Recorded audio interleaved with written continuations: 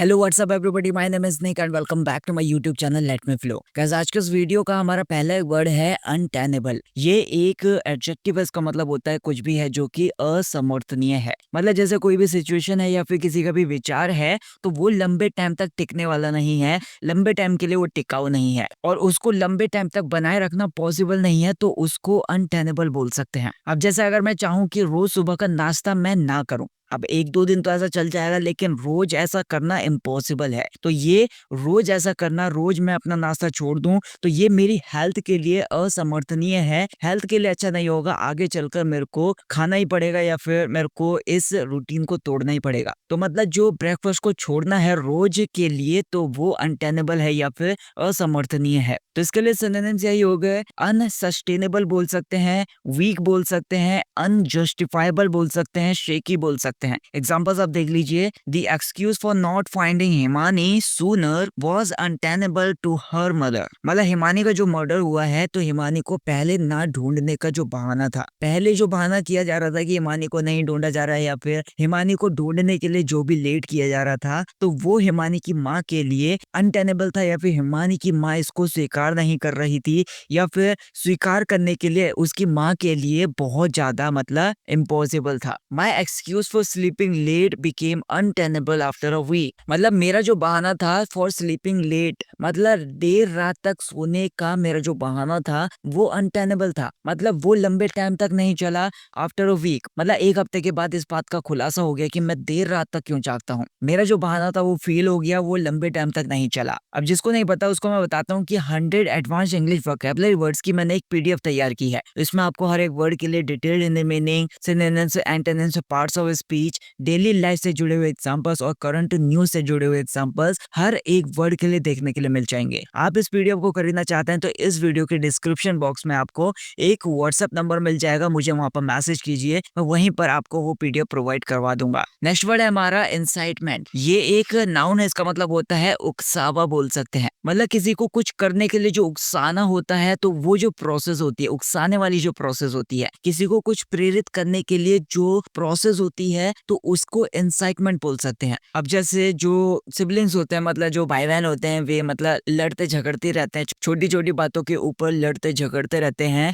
तो इसका मतलब ये होता है कि वे एक दूसरे को मतलब चिढ़ा चिढ़ा कर या फिर एक दूसरे की मजाक बनाकर उकसाते रहते हैं, ताकि वो भी कुछ कहे और बहस शुरू हो जाए। तो मतलब वो जो प्रोसेस है उसको इंसाइटमेंट बोल सकते हैं। तो यहाँ पर सिनोनिम्स यही हो गए, प्रोवोकेशन बोल सकते हैं, इंस्टिगेशन बोल सकते हैं, एनकरेजमेंट बोल सकते हैं, या फिर अर्जिंग बोल सकते हैं। एग्जांपल्स आप देख लीजिए। I avoid incitement to argue with my siblings every morning. मतलब मैं अवॉइड करता हूँ या फिर इस बात से बचने की कोशिश करता हूँ, जो भी इंसाइटमेंट है, उकसावा जो है या फिर जो उकसाते हैं, कौन से उकसाते हैं, जो मेरे सिबलिंग्स हैं वो बहस करने के लिए मेरे को उकसाते हैं, मैं हर सुबह इस बात से दूर भागता हूँ या फिर इस बात को अवॉइड करता हूँ। Her mother feared incitement from rivals caused the crime. मतलब उसकी जो मदर है, यानी कि हिमानी की जो मदर है, वो बहुत ज्यादा डरी हुई थी, उनको बहुत ज्यादा डर था इंसाइटमेंट का, या फिर जो भी राइवल्स हैं, जो भी प्रतिद्वंदी हैं, जो भी विपक्ष के हैं, उनकी तरफ से जो भी उकसाने का जो डर था, उनकी मम्मी को बहुत ज्यादा था, और वो जो डर था उसकी वजह से ये अपराध हो गया। नेक्स्ट वर्ड है हमारा डिट्रैक्टर। ये एक नाउन है, मतलब कोई भी पर्सन है जो कि आलोचक है, मतलब आलोचना करने वाला है, किसी की निंदा करने वाला है। मतलब ये जो वर्ड है वो नेगेटिव सेंस में यूज किया जाता है। मतलब जैसे सामने वाला कोई पर्सन है, उसने कुछ गलत कर दिया है, उसकी कुछ गलतियां हैं, तो उसको उजागर कर देता है कोई पर्सन, तो मतलब वो मतलब क्रिटिक्स हो गया या फिर बोल सकते हैं आलोचक हो गया, क्योंकि वो सामने वाली पर्सन की गलतियों को गिना रहा है। हमारे हिसाब से तो वो गलत हो सकता है कि सामने वाले को अच्छा लगे। तो मतलब अपनी भावना रखना, जो भी नेगेटिव सेंस में होते हैं, अपमान करने वाली सिचुएशन के साथ, उसको डिट्रैक्टर बोल सकते हैं, क्योंकि वो आलोचक है। तो यहाँ पर सिनोनिम्स यही बोल सकते हैं, क्रिटिक बोल सकते हैं, ओपोनेंट बोल सकते हैं, फॉल्ट फाइंडर बोल सकते हैं, या फिर एडवर्सरी बोल सकते हैं। एग्जांपल्स आप देख लीजिए। Himani's detractors in the party envied her quick rise. मतलब जो भी हिमानी के आलोचक थे, हिमानी के ऊपर निंदा करने वाले जो लोग थे पार्टी के अंदर, वो मतलब ईर्ष्या करते थे, वो मतलब जलते थे हर क्विक राइज, मतलब उसकी जो भी जल्दी से तरक्की हुई थी या फिर बहुत ही कम टाइम में जो तरक्की हुई थी उसकी वजह से जो भी आलोचक थे पार्टी में वे मतलब जलते थे। She ignores detractors who mock her cooking daily, मतलब एक लड़की है यहाँ पर, वो इग्नोर करती है जो भी आलोचक हैं उनको, जो भी उसकी निंदा करने वाले लोग हैं उनको वो इग्नोर करती है। Who mock her cooking daily, मतलब जो रोज वो खाना बनाती है उसके ऊपर जो भी आलोचक हैं उसके ऊपर जो भी कमेंट करते हैं नेगेटिव सेंस में लोग, तो उन डिट्रैक्टर्स को वो इग्नोर करती है। नेक्स्ट वर्ड है हमारा डेफरेंस। ये एक नाउन है, मतलब किसी पर्सन का, किसी चीज का, कोई भी सिचुएशन है तो उसके सम्मान को आप डेफरेंस बोल सकते हैं। मतलब किसी के प्रति, किसी चीज को लेके या फिर कोई भी सिचुएशन है तो अपना सम्मान दिखाने वाली, अपना आदर दिखाने वाली जो भी सिचुएशन है उसको डेफरेंस बोलते हैं। जैसे हम अपना जो सम्मान है वो बड़ों के लिए दिखाते हैं, या फिर कोई ऐसा पर्सन है जो मतलब हमारी नजरों में बहुत ज्यादा अच्छा है या फिर उसको हम बहुत ज्यादा इज्जत देते हैं, तो मतलब हम अपना सम्मान देते हैं या फिर अपना आदर देते हैं, उसके साथ विनम्रता से पेश आते हैं, तो उसको डेफरेंस बोल सकते हैं, उस सम्मान को, उस विनम्रता को या फिर उस आदर को। तो इसके लिए सिनोनिम्स हो गए, रिस्पेक्ट बोल सकते हैं, रिगार्ड बोल सकते हैं या फिर ओबीडियंस बोल सकते हैं। एग्जांपल्स आप देख लीजिए। The MLA showed deference to Himani by praising her work, मतलब जो एमएलए थे तो उन्होंने सम्मान दिखाया हिमानी के प्रति, हिमानी के काम की प्रशंसा करके। I showed deference to my elders by greeting them every morning, मतलब हर सुबह मेरे जो भी एल्डर्स हैं, मेरे जो भी बड़े हैं, उनको मैं सम्मान दिखाता हूँ या फिर उनको मैं आदर दिखाता हूँ, उनका अभिवादन करके या फिर उनको मतलब नमस्ते करके, या फिर अपनी तरफ से जो भी मेरी आदत है दूसरों के प्रति सम्मान दिखाने की, उस तरीके से मैं अपना सम्मान दिखाता हूँ या फिर आदर दिखाता हूँ। नेक्स्ट वर्ड है हमारा स्पारिंगली। ये एक एडवर्ब है, इसका मतलब होता है मतलब कोई भी चीज है उसको बहुत ही कम मात्रा में यूज करना या फिर बहुत ही संयम से यूज करना, पेशेंस के साथ यूज करना। मतलब जैसे हम सावधानी से किसी चीज को यूज करते हैं या फिर सावधानी से हम कोई भी बात कहते हैं तो उसको स्पारिंगली बोल सकते हैं, क्योंकि बहुत सोच समझ कर हम उसका यूज कर रहे हैं। अब जैसे जिनका बीपी बढ़ जाता है, ऐसे कुछ लोग होते हैं जिनका ब्लड प्रेशर बहुत ज्यादा मात्रा में बढ़ जाता है, तो उसको सलाह ये दी जाती है कि उनको नमक की मात्रा कम करनी चाहिए या फिर नमक के ऊपर बहुत ज्यादा अवेयर रहना चाहिए या फिर नमक को बहुत ज्यादा सावधानी से यूज करना चाहिए। तो मतलब नमक को स्पारिंगली यूज करना चाहिए। तो यहाँ पर सिनोनिम्स यही हो गए, फ्रगली बोल सकते हैं, मॉडरेटली बोल सकते हैं, कॉशियसली बोल सकते हैं या फिर रेयरली बोल सकते हैं। एग्जाम्पल्स आप देख सकते हैं। She spends money sparingly to save for the future, मतलब वो स्पेंड करती है अपने मनी को, अपने रुपयों को वो खर्च करती है स्पारिंगली, मतलब बहुत ज्यादा, मतलब सावधानी से यूज करती है, सावधानी से वो खर्च करती है। To save for the future, मतलब वो ये चाहती है कि फ्यूचर के लिए वो अपने रुपये पैसों को सेव करके रखे, तो इसीलिए अपने रुपयों को वो सावधानी से खर्चा करती है। Her mother spoke sparingly about the party's role in her death, मतलब हिमानी की जो भी मदर थी उन्होंने सावधानी से कुछ कहा, सावधानी से मतलब या फिर बहुत ज्यादा ध्यान देकर या फिर मतलब सोच समझकर कुछ कहा